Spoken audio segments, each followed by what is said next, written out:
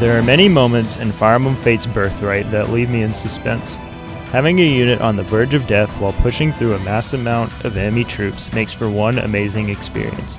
What started as a cult classic has quickly become a big name for Nintendo after the release of the masterpiece Fire Emblem Awakening.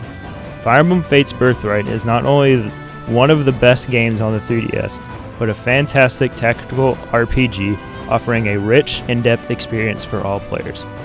Fire Emblem Fate's Birthright focuses on the peaceful nation of Hoshido, who is being attacked by the rival kingdom of Nor. As a prince or princess of Nor, you are forced to fight against the people who raised you in order to win peace and stop your father's evil ambitions. The story is very emotional and engaging, as the family who raised you accuses you of treason and tries to murder you. This emotional tale is heightened by the amazing art direction that conveys different emotions between characters. The musical score does wonders by using hard-hitting percussion and soaring brass instruments to capture the martial spirit of Nor, while haunting wind instruments and delicately plucked strings echo the tranquility of Hoshido.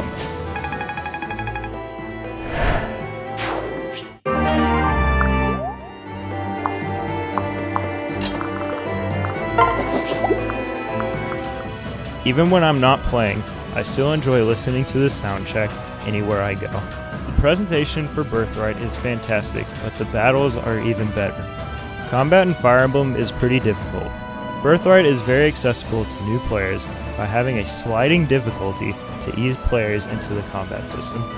Turning on Phoenix mode in the settings will allow for units to be revived after every round, or you can jump straight in by turning on Lunatic mode with permadeath, when every decision counts and one wrong move can wipe out your entire party forever. Hard mode is a variation of both, with the choice of turning permadeath on or off so you can adjust the difficulty to precisely fit your comfort level. Personally, I prefer permadeath on because if it's off, then a lot of the tense moments and consequences for making one wrong move are taken out and makes for not as an enjoyable time. The game also introduces new mechanics like the Dragon Vein spots, which allow anyone in the royal family to manipulate the terrain to your advantage.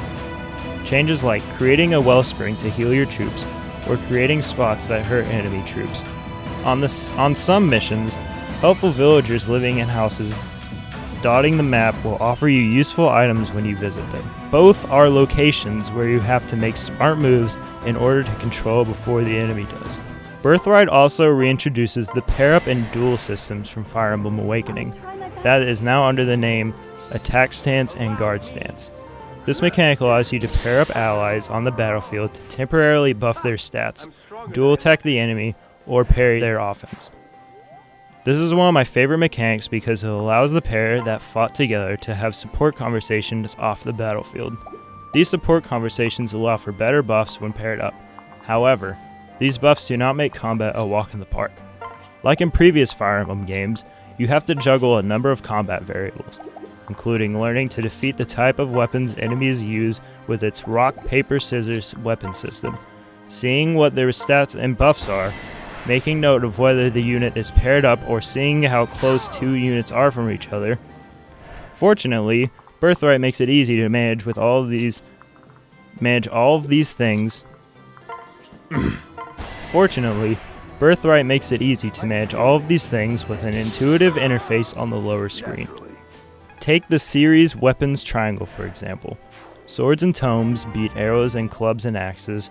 Clubs and axes and arrows beat spears and throwable weapons. That might seem very overwhelming, but a handy color-coded schematic makes it easy to understand. Also, the combat forecast lets you view enemy and ally stat side by side, with buffs and debuffs clearly marked blue and red respectively. It's a simple system that can allow for a hassle-free experience. If there's one thing that bothers me about Birthright, it's the lack of diverse mission objectives. While the level designs are great and unique, the missions always come down to either rout the enemy or defeat the boss. There are very few missions where I was doing something different, like escape the battlefield or seize something, which makes it difficult to recommend to a veteran player like myself. One of my absolute favorite mechanics in this series is the support conversations. Not only does teaming up allies in combat make them more effective, but it unlocks engaging story vignettes off the battlefield. Each character feels like a real person with a unique personality, quirks, and a distinctive look. Pairing up constantly and attaining an S rank with a character of the opposite gender not only unlocks a unique romantic dialogue, but will result in having a child who will inherit their parents' skills and abilities, who you can then add to your army.